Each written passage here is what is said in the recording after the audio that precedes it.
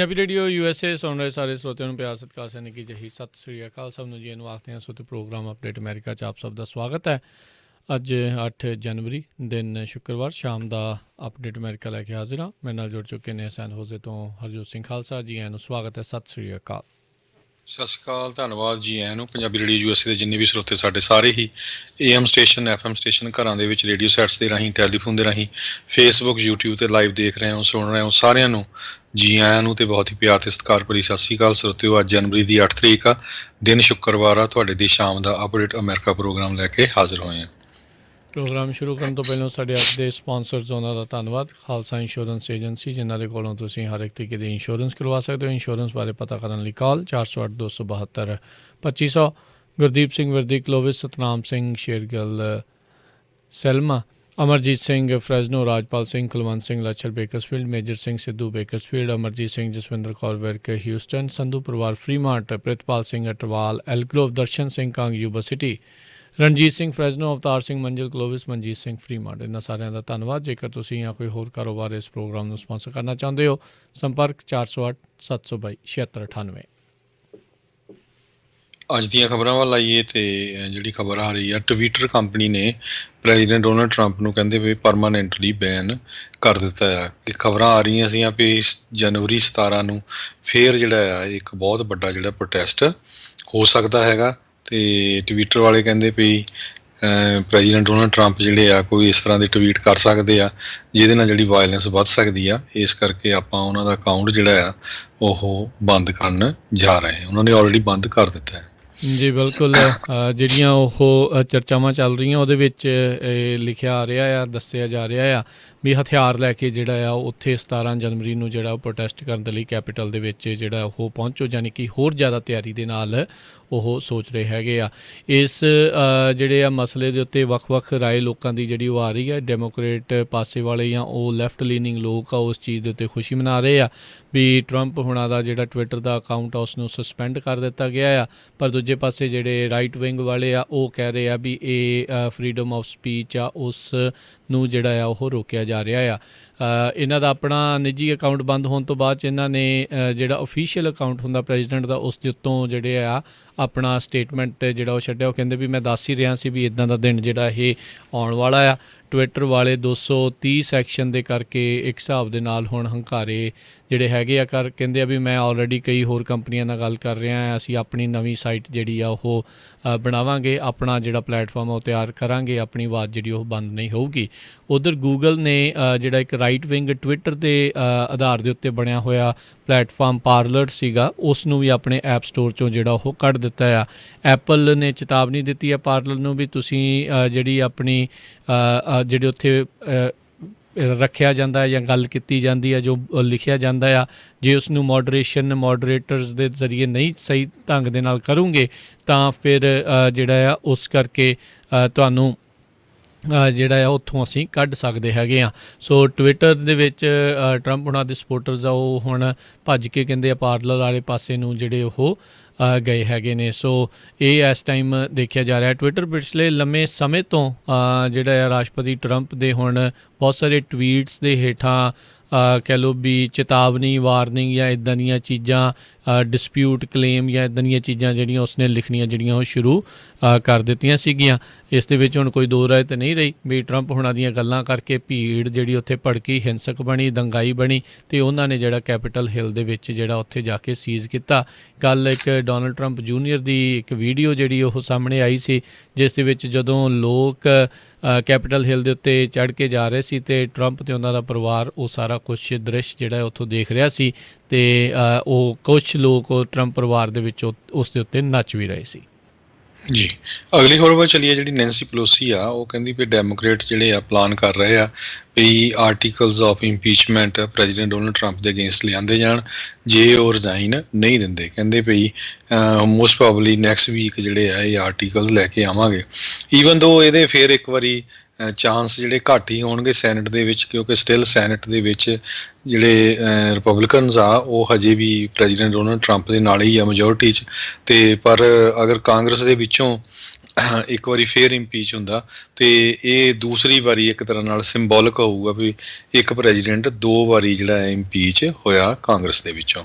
ਜੀ, ਹਾਊਸ ਦੇ ਵਿੱਚ ਤਾਂ ਇੰਪੀਚ ਜਿਹੜੇ ਹੋ ਸਕਦੇ ਆ ਤੇ ਹੋ ਸਕਦਾ ਸੈਨੇਟ ਦੇ ਵਿੱਚ ਵੀ ਇਸ ਵਾਰ ਮਿਚ ਮੈਕੋਨਲ ਵਰਗੇ ਇਹਨਾਂ ਨੂੰ ਜਿਹੜਾ ਵੱਡਾ ਝਟਕਾ ਜਿਹੜਾ ਉਹ ਦੇ ਦੇਣ, ਵੀ ਕਿਉਂਕਿ ਜਿਹੜੇ ਇੱਕ ਵਾਰੀ ਇੰਪੀਚਮੈਂਟ ਦੇ ਥਰੂ ਹੋ ਗਏ, ਬੇਸਿਕਲੀ ਆਉਣ ਵਾਲੇ ਸਮੇਂ ਦੇ ਵਿੱਚ ਫਿਰ ਉਹ ਇੰਪੀਚਡ ਬੰਦਾ ਜਿਹੜਾ ਆ ਕਿਸੇ ਹੋਰ ਪਬਲਿਕ ਆਫਿਸ ਦੇ ਲਈ ਰਨ ਨਹੀਂ ਕਰ ਸਕਦਾ। ਸੋ ਇਹ ਇੱਕ ਸਬਕ ਸਿਖਾਉਣ ਵਾਲੀ ਗੱਲ ਵੀ ਹੋ ਸਕਦੀ ਆ।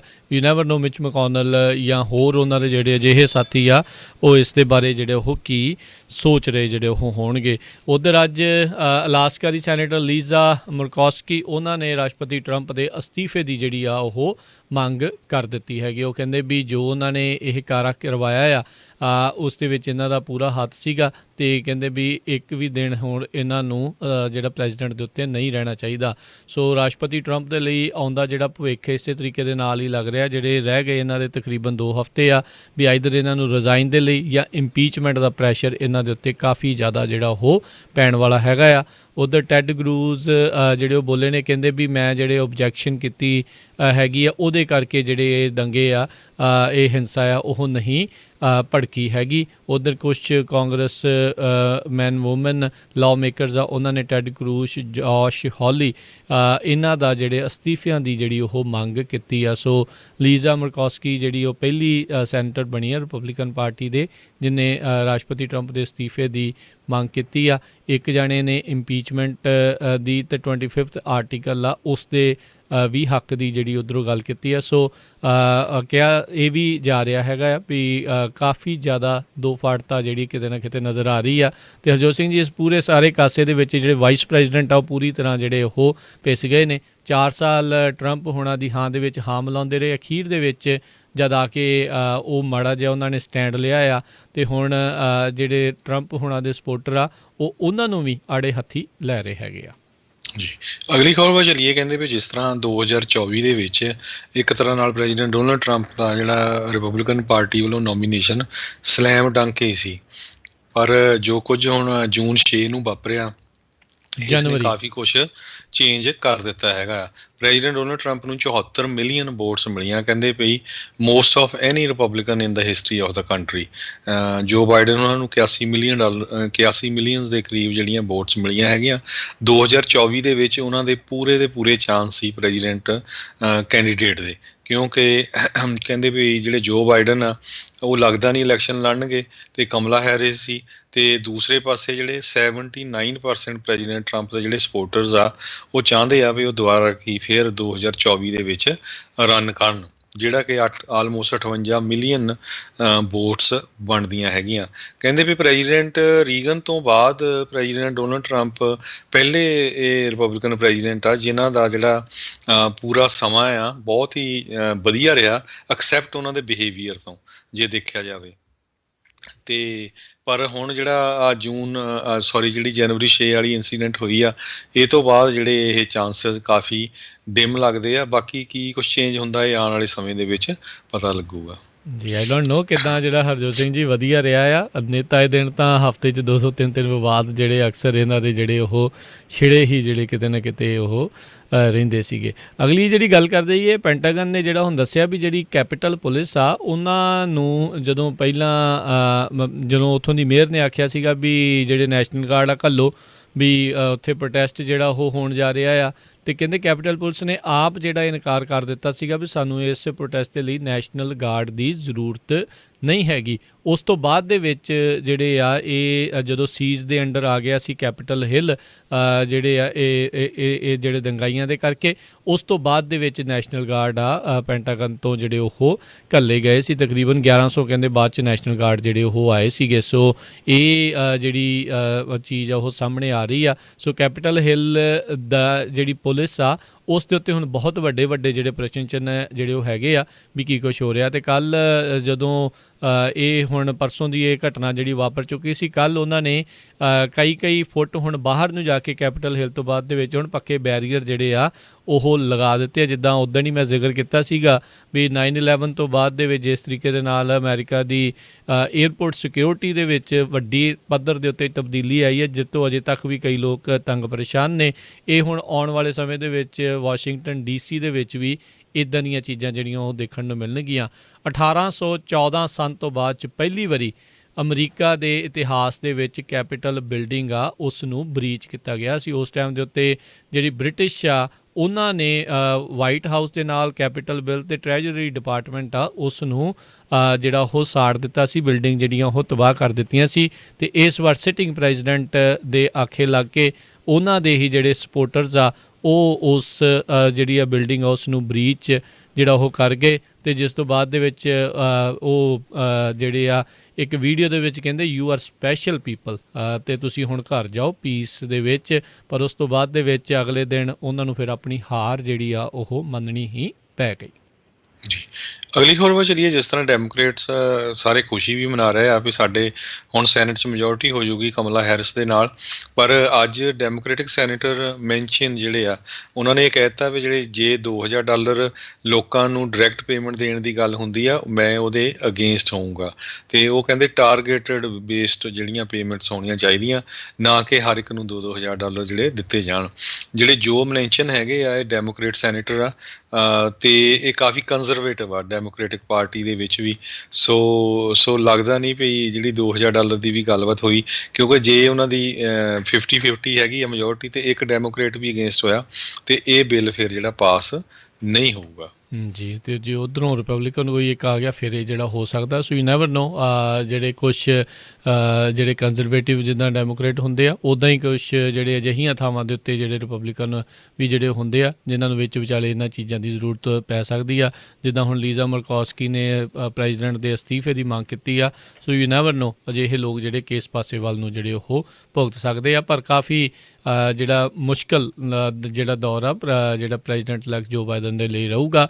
ਉੱਦਾਂ ਉਹਨਾਂ ਨੇ ਅੱਜ ਆਪਣੇ ਇਸ ਏਜੰਡੇ ਦੇ ਉੱਤੇ ਗੱਲਬਾਤ ਕਰਦੇ ਹੋਏ ਵੀ ਜਿਹੜਾ ਉਹ ਆਖਿਆ ਸੀਗਾ ਵੀ ਡਾਇਰੈਕਟ ਪੇਮੈਂਟਸ ਅਤੇ ਜਿਹੜੇ ਅਨਇੰਪਲੋਇਮੈਂਟ ਆ ਉਹਨਾਂ ਸਾਰਿਆਂ ਦੇ ਲਈ ਮਦਦ ਜਿਹੜੀ ਆ ਉਹ ਅਸੀਂ ਲੈ ਕੇ ਆਉਣ ਦੇ ਲਈ ਜਿਹੜੀ ਗੱਲਬਾਤ ਉਹ ਉਹਨਾਂ ਨੇ ਆਲਰੇਡੀ ਸ਼ੁਰੂ ਕਰ ਦਿੱਤੀ ਹੈਗੀ ਆ। ਸੋ ਲਿਬਰਲਸ ਨੇ ਕਹਿੰਦੇ ਵੀ ਇੱਕ ਸਪੈਸ਼ਲ PAC ਜਿਹੜਾ ਆ ਉਹ ਲਾਂਚ ਵੀ ਕਰ ਦਿੱਤਾ ਆ, ਜਿਸ ਦੇ ਨਾਲ ਉਹ ਜਿਹੜਾ ਸੈਨੇਟਰ ਮੈਨਸ਼ਨ ਆ ਉਹਨਾਂ ਦੇ ਉੱਤੇ ਦਬਾਅ ਪਾਉਣ ਦੀ ਜਿਹੜੀ ਉਹ ਕੋਸ਼ਿਸ਼ ਕਰਨਗੇ ਵੀ 2000 ਸਟਿਮੂਲਸ ਦੇ ਜਿਹੜੇ ਚੈੱਕ ਆ ਉਸ ਦੇ ਨਾਲ ਉਹ ਜਿਹੜੇ ਕਿਤੇ ਨਾ ਕਿਤੇ ਉਹ ਉਹਨਾਂ ਦੀ ਗੱਲ ਮੰਨ ਲੈਣ।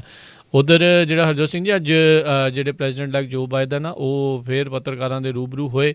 ਉਹਨਾਂ ਨੇ ਜਿਹੜੀ ਉਸ ਦੇ ਉੱਤੇ ਟਿੱਪਣੀ ਕੀਤੀ ਵੀ ਜੇ ਪ੍ਰੈਜ਼ੀਡੈਂਟ ਟਰੰਪ ਨਹੀਂ ਆ ਰਹੇ ਕਹਿੰਦੇ ਚੰਗੀ ਗੱਲ ਆ ਵੀ ਉਹ ਇਸ ਇਨਾਗੂਰੇਸ਼ਨ ਦੇ ਵਿੱਚ ਉਹ ਨਹੀਂ ਆ ਰਹੇ। ਉਹਨਾਂ ਨੇ ਇੱਕ ਵਾਰੀ ਫਿਰ ਇਸ ਗੱਲ ਨੂੰ ਕਿਹਾ ਵੀ ਉਹ ਅਨਫਿਟ ਇੱਕ ਪ੍ਰੈਜ਼ੀਡੈਂਟ ਸੀਗੇ ਅਤੇ ਇਸ ਤਰੀਕੇ ਦੇ ਨਾਲ ਜਿਹੜਾ ਜੋ ਕੁਛ ਵੀ ਉਹਨਾਂ ਨੇ ਕੀਤਾ ਆ ਕਰਵਾਇਆ ਆ ਜੋ ਹੋਇਆ ਆ ਉਹ ਟੋਟਲੀ ਗਲਤ ਸੀਗਾ ਅਤੇ ਕਹਿੰਦੇ ਵੀ ਇਟਸ ਓਕੇ। ਪਰ ਉਹਨਾਂ ਨੇ ਨਾਲ ਹੀ ਇਹ ਕਿਹਾ ਵੀ ਜੇ ਵਾਈਸ ਪ੍ਰੈਜ਼ੀਡੈਂਟ ਮਾਈਕ ਪੈਂਸ ਆਉਂਦੇ ਨੇ ਤਾਂ ਉਹਨਾਂ ਨੂੰ ਉਹ ਖੁਸ਼ੀ ਹੋਵੇਗੀ ਅਤੇ ਕਹਿੰਦੇ I'll be honoured to have him on my inauguration. So ਉਹਨਾਂ ਨੇ ਵਾਈਸ ਪ੍ਰੈਜ਼ੀਡੈਂਟ ਦੇ ਲਈ ਰਸਤਾ ਜਿਹੜਾ ਆ ਉਹ ਖੁੱਲ੍ਹਾ ਰੱਖਿਆ।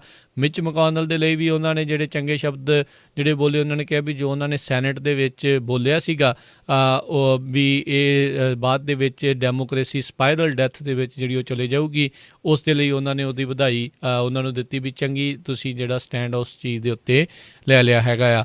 ਉੱਧਰ ਉਹਨਾਂ ਨੇ ਸੈਨੇਟਰ ਜਿਹੜੇ ਹੈਗੇ ਨੇ ਕਰੂਜ਼ ਅਤੇ ਸੈਨੇਟਰ ਜਿਹੜੇ ਜੋਸ਼ ਹੌਲੀ ਆ ਉਹਨਾਂ ਦੇ ਬਾਰੇ ਅਤੇ ਉਹਨਾਂ ਦੇ ਨਾਲ ਕੁਛ ਅਜਿਹੇ ਸਾਥੀਆਂ ਨੇ ਜਿਨ੍ਹਾਂ ਨੇ ਇਹ ਜਿਹੜੀ ਇਲੈਕਸ਼ਨ ਸਟੀਲ ਵਾਲੀ ਜਿਹੜੀਆਂ ਗੱਲਾਂ ਕੀਤੀਆਂ ਸੀ। ਉਹਨਾਂ ਨੇ ਕਿਹਾ ਵੀ ਉਹ ਬਿਗ ਲਾਈ ਜਿਹੜੀ ਆ ਉਹ ਉਹਦਾ ਇੱਕ ਪਾਰਟ ਨੇ ਅਤੇ ਜਦ ਉਹਨਾਂ ਨੂੰ ਪੁੱਛਿਆ ਗਿਆ ਵੀ ਕੀ ਉਹਨਾਂ ਨੂੰ ਅਸਤੀਫੇ ਦੇ ਦੇਣੇ ਚਾਹੀਦੇ ਆ, ਇਸ ਦੇ ਉੱਤੇ ਜੋ ਬਾਈਡਨ ਇੱਦਾਂ ਬੋਲੇ ਵੀ ਕਹਿੰਦੇ ਵੀ ਇਹ ਹੁਣ ਲੋਕਾਂ ਨੇ ਜਦੋਂ ਅਗਲੀ ਵਾਰੀ ਇਹ ਇਲੈਕਸ਼ਨ ਲੜਨਗੇ ਤਾਂ ਇਹਨਾਂ ਨੂੰ ਲੋਕਾਂ ਨੇ ਬਾਹਰ ਦਾ ਰਸਤਾ ਜਿਹੜਾ ਆਪਣੇ ਆਪ ਦਿਖਾ ਦੇਣਾ ਹੈ। ਸੋ ਉਹਨਾਂ ਨੇ ਉਹਨਾਂ ਦੇ ਰਿਜ਼ਾਈਨ ਕਰਨ ਨੂੰ ਲੈ ਕੇ ਆਪਣੇ ਵੱਲੋਂ ਕੋਈ ਵੀ ਟਿੱਪਣੀ ਜਿਹੜੀ ਉਹ ਨਹੀਂ ਕੀਤੀ। ਜੀ, ਅਗਲੀ ਖਬਰ ਵੱਲ ਚੱਲੀਏ। ਜਿਹੜੇ ਰਿਚਰਡ ਬੈਨਟ ਜਿਹੜਾ ਬੰਦਾ ਤੁਸੀਂ ਦੇਖਿਆ ਹੋਊਗਾ ਪਿਕਚਰ ਦੇ ਵਿੱਚ ਜਿਹੜਾ ਨੈਂਸੀ ਪਲੋਸੀ ਦੇ ਡੈਸਕ ਦੇ ਉੱਤੇ ਬੈਠਾ ਸੀ, ਉਸ ਨੂੰ ਅੱਜ ਅਰਕਨਸਾਸ ਦੇ ਵਿੱਚ ਅਰੈਸਟ ਕਰ ਲਿਆ ਗਿਆ ਹੈਗਾ ਆ। ਬੈਨਟ 60 ਸਾਲਾਂ ਦਾ ਆ। ਸੋ ਇਹਦੇ ਉੱਤੇ ਚਾਰਜਸ ਲਾਏ ਜਾਣਗੇ, entering and remaining on restricted grounds, violent entry, theft of public property, ਇਹ ਸਾਰੇ ਜਿਹੜੇ ਆ ਚਾਰਜ ਲਾਏ ਜਾਣਗੇ। 26 ਦੇ ਕਰੀਬ ਅੱਜ ਹੋਰ ਜਿਹੜੇ ਲੋਕ ਆ ਡਿਸਟ੍ਰਿਕਟ ਆਫ ਕੋਲੰਬੀਆ ਜਿਹੜੀ ਮੈਟਰੋਪੋਲੀਟਨ ਪੁਲਿਸ ਡਿਪਾਰਟਮੈਂਟ ਆ ਉਹਨਾਂ ਨੇ ਅਰੈਸਟ ਕੀਤੇ ਹੈਗੇ। ਹੋਰਨਾਂ ਦੇ ਉੱਤੇ ਵੀ ਜਿਹੜੇ ਆ ਥੋੜ੍ਹੇ ਇਨਾਮ ਰੱਖੇ ਹੈਗੇ ਆ ਵੀ ਜਿਹੜਾ ਵੀ ਕੋਈ ਇਨਫੋਰਮੇਸ਼ਨ ਦਊਗਾ ਤੇ ਉਹਨਾਂ ਨੂੰ ਜਿਹੜਾ ਅਰੈਸਟ ਕੀਤਾ ਜਾਊਗਾ।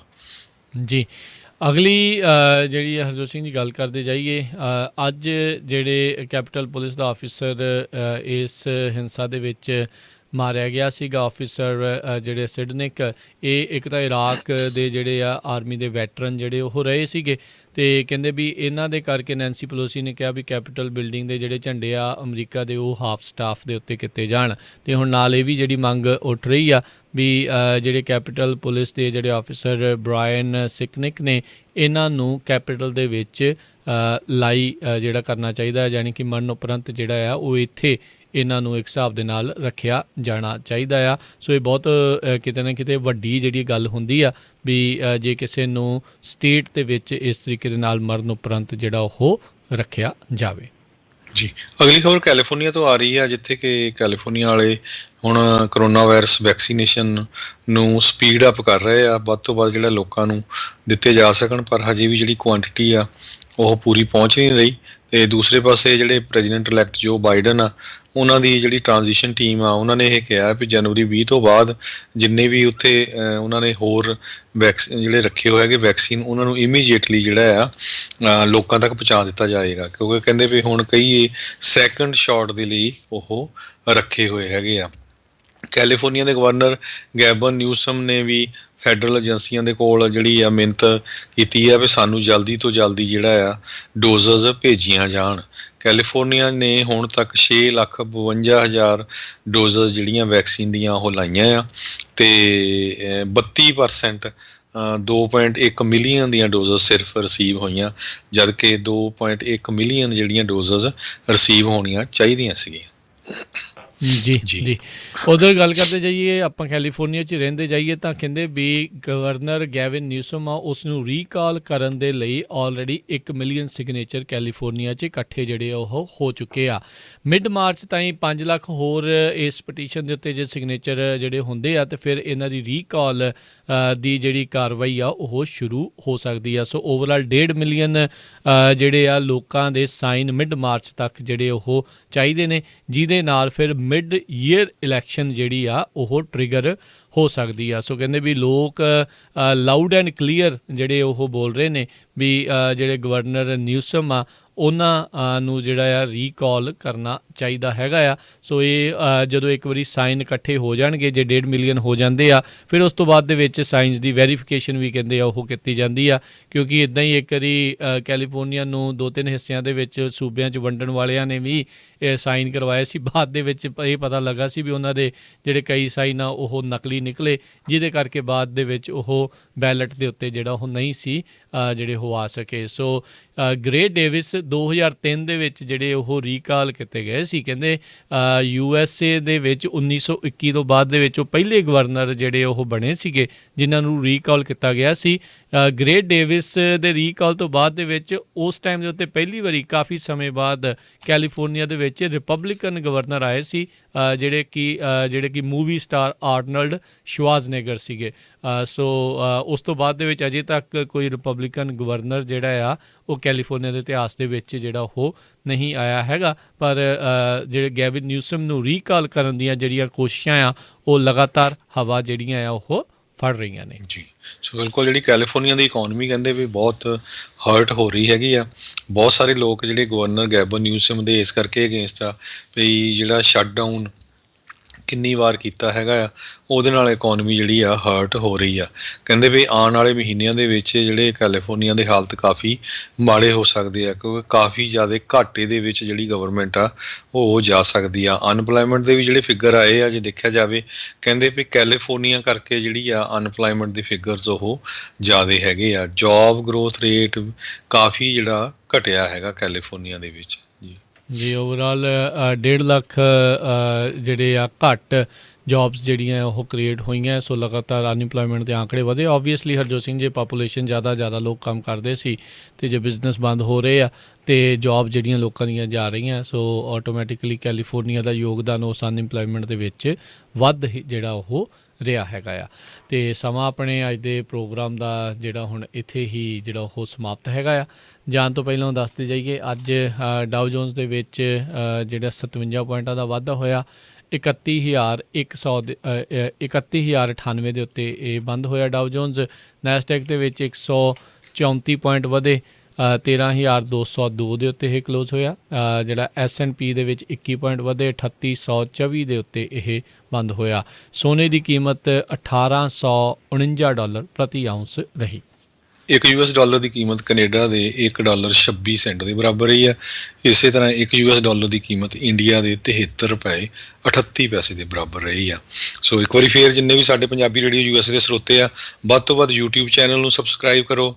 ਫੇਸਬੁੱਕ ਦੇ ਉੱਤੇ, ਟਵਿੱਟਰ ਦੇ ਉੱਤੇ, ਇੰਸਟਾਗ੍ਰਾਮ, ਅਸੀਂ ਜਿੰਨੀ ਵੀ ਵੱਧ ਤੋਂ ਵੱਧ ਇਨਫੋਰਮੇਸ਼ਨ ਆ ਉਹ ਤੁਹਾਨੂੰ ਭੇਜਦੇ ਰਹਿੰਦੇ ਆ। ਸੋ YouTube ਦੇ ਉੱਤੇ ਹੁਣ ਜਿਹੜੇ ਚੈਨਲਸ ਆ ਉਹਨਾਂ ਨੂੰ ਲੱਭਣਾ ਬੜਾ ਸੌਖਾ ਹੁੰਦਾ ਹੈਗਾ। ਜਿਹੜੇ ਪ੍ਰੋਗਰਾਮਸ ਹੈਗੇ ਆ, ਇੰਡੀਆ ਦੇ ਵਿੱਚ ਬਹੁਤ ਜ਼ਿਆਦਾ ਇੰਟਰਵਿਊਜ਼ ਕੀਤੀਆਂ ਗਈਆਂ ਵੱਖ-ਵੱਖ ਲੋਕਾਂ ਦੀਆਂ। ਜਿਹੜਾ ਕਿਸਾਨ ਮੋਰਚਾ ਚੱਲ ਰਿਹਾ ਉਹ ਸਾਰੀਆਂ ਉੱਤੇ ਪਈਆਂ, ਤੁਸੀਂ ਉਹ ਸੁਣ ਵੀ ਸਕਦੇ ਹੋ।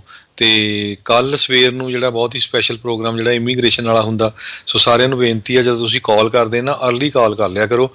ਕੈਲੀਫੋਰਨੀਆ ਦੇ ਟਾਈਮ ਮੁਤਾਬਕ ਸਵੇਰ ਦੇ 9 ਵਜੇ ਤੋਂ ਲੈ ਕੇ 10 ਵਜੇ ਤੱਕ ਇਹ ਪ੍ਰੋਗਰਾਮ ਹੁੰਦਾ ਆ, ਪਰ ਸਾਨੂੰ ਸਾਰਾ ਦਿਨ ਹੀ ਕਾਲਾਂ ਆਉਂਦੀਆਂ ਰਹਿੰਦੀਆਂ ਵੀ ਗੱਲ ਕਰਨੀ ਆ। ਸੋ ਮੇਕ ਸ਼ੋਰ ਕਰ ਲਿਆ ਕਰੋ ਵੀ ਜਿਹੜਾ ਪ੍ਰੋਗਰਾਮ ਆ ਉਹ ਕਿਹੜੇ ਟਾਈਮ ਹੈਗਾ ਆ ਜੀ। ਅਤੇ ਹੁਣ ਇਜਾਜ਼ਤ ਲੈਂਦੇ ਹਾਂ ਮੇਰੇ ਰਾਜਕਰਮਜੀਤ ਸਿੰਘ ਵੱਲੋਂ ਅਤੇ ਹਰਜੋਤ ਸਿੰਘ ਵੱਲੋਂ। ਤੁਹਾਨੂੰ ਸਭ ਨੂੰ ਸਤਿ ਸ਼੍ਰੀ ਅਕਾਲ। ਸੁਣਦੇ ਰਹੋ ਪੰਜਾਬੀ ਰੇਡੀਓ USA।